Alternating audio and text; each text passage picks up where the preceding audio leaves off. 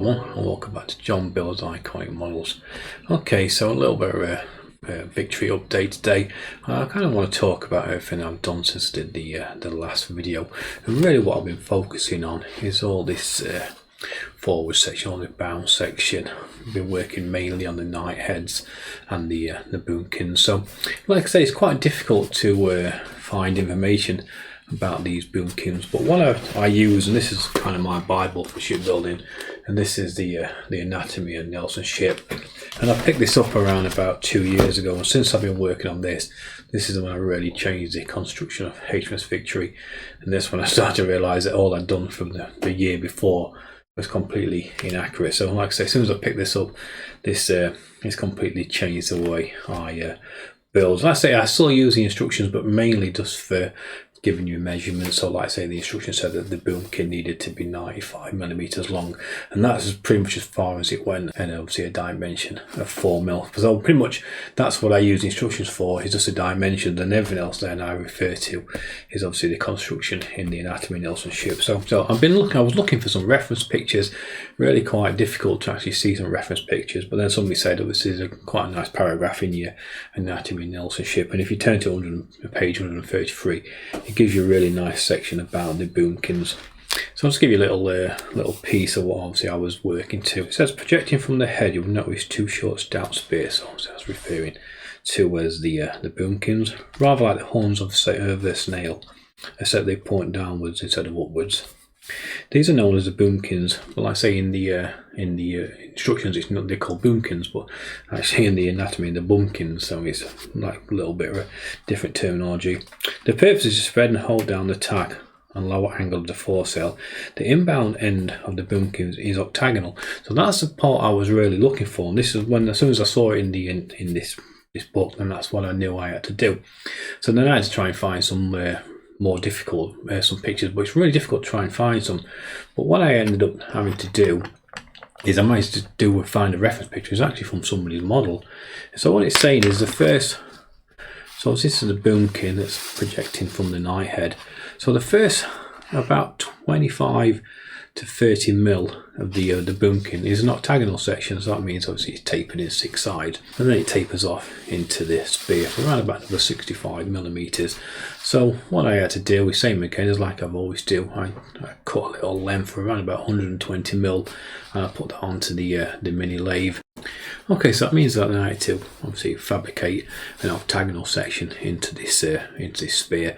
So what I did first is, rather than, because this is around about 4mm obviously boomkin, so what I actually taken is I took a 5mm dimension of the dowel, and then I flattened off the octagonal section for around about 30mm first. So that kind of gives you the, if I'd gone for obviously a 4mm dowel, then that would make that too small as I started to bring this in down to 4mm.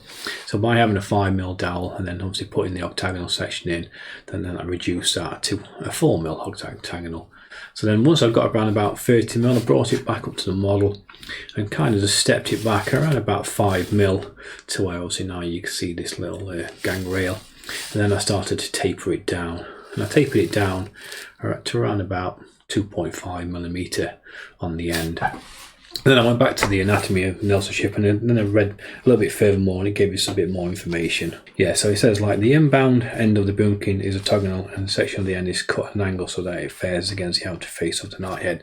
So like I say, because we're dropping down around about 15 degrees, so you can't put that as a flush end straight onto the knight head. So what I had to do is I had to cut it around about 15 degrees angle, so as the angle kind of married in from this boomkin into the knight head, they actually joined really nice at a nice smooth angle. So as it says, the outboard part is tapered to the end, so like I say, I tapered it to around about 2.5mm, and then I cut a little shoulder cutting, and I cut that in around about 7mm long, and I reduced that width to around about 2mm. So that's kind of representing how the actual boomkin looks. So like I say, a little bit more work. So like I say, it's a little bit more work, but I'm trying to reproduce the Victory as possibly as accurately as I kind of can. Okay, so that's the boomkin. So then I repeated that on the starboard side, so I was quite happy with that.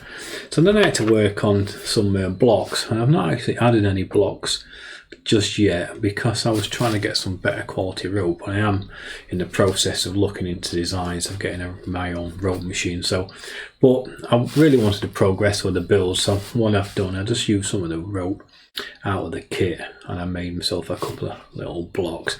And I tried to obviously fasten these as the best I could remember. But things come back. I used myself a nice little jig just to make these blocks, and I'll put a few pictures up on the screen so you can see the process I use just to make the blocks. Like I say, I'm no expert. It's been a long time since I actually made any blocks, but I'm quite happy with how they turned out. Okay, so then I went on to this process to fit this railing. The same again, very much just worked completely off the instructions, because I noticed that on the real Victory there is like a central column that kind of holds this gang rail up. So I just used this, just a normal dead eye bolt, just for a longer tail around about 30mm, and that was just put to the art of the Boomkin. So I had a couple of options for the netting. I got some white netting sent to me about 2 years ago from a guy called Richard, a really nice guy. He's one of the admins of this HMS Victory group, and he sent me some white ones, but it looked a little bit too white, so I actually tried to stain it with a little bit of obviously just dark tea. So I put that in there for about an hour, hoping to try and just take some of the whiteness off, but I think it was like a synthetic mesh, so it just wouldn't take the stain. So when I got it out, it had hardly touched it. So I just thought it looked a little, even though it's more accurate, obviously having a white netting, I just didn't think it looked that great. If I could obviously stained it, I would have been more happy with it. So what I decided to do is kind of just go back to using the black meshing that came with the kit. So like I say, so around this, obviously this bow section is quite tricky, because it does obviously tapers up towards the figurehead, and then it kind of tapers up towards the heads, and obviously the roundhouse as well. So what I had to do is, I found it really tricky, but what I found best to do is get myself a little length of masking tape and actually stick it over the meshing, and then you can kind of draw your template on the masking tape, and then you can cut that out. And I've just found that a lot easier. So like I say, I'll put that little picture on the screen so you can kind of understand that process. Like I say, as we kind of move his way along the ship, a lot easier. It tends to be quite just a square little box of meshing, but this part, because it has to like fit around the boomkin and everything else, so it's a little bit tricky. But yeah, by just cutting it out obviously on this template, I found it a lot easier. And then all I did is just kind of attached it to the top. So this is just a length of rope thread going across between two dead eye bolts, obviously right at the figurehead, and some at the roundhouse as well. And all I did is just slightly attached it with a little few drops of super glue, brought the meshing up to and then just touched it against the rope. And then I went back a little bit later on with just a nice fine thread and a needle, and I just wound it over and over until that kind of closed all that gap. And then I just went over a little bit of matte black paint and just touched all that in. So I just think it looks a little bit better when you just kind of go over it a little bit of matte black paint. So that's pretty much everything that I've done really. As I say, I've still been trying to recover from obviously the second bout of COVID, so I'm still not quite 100%. So yeah, everything's taking a little bit longer than I'm supposed to do, but yeah, I'm still trying to carry on as well.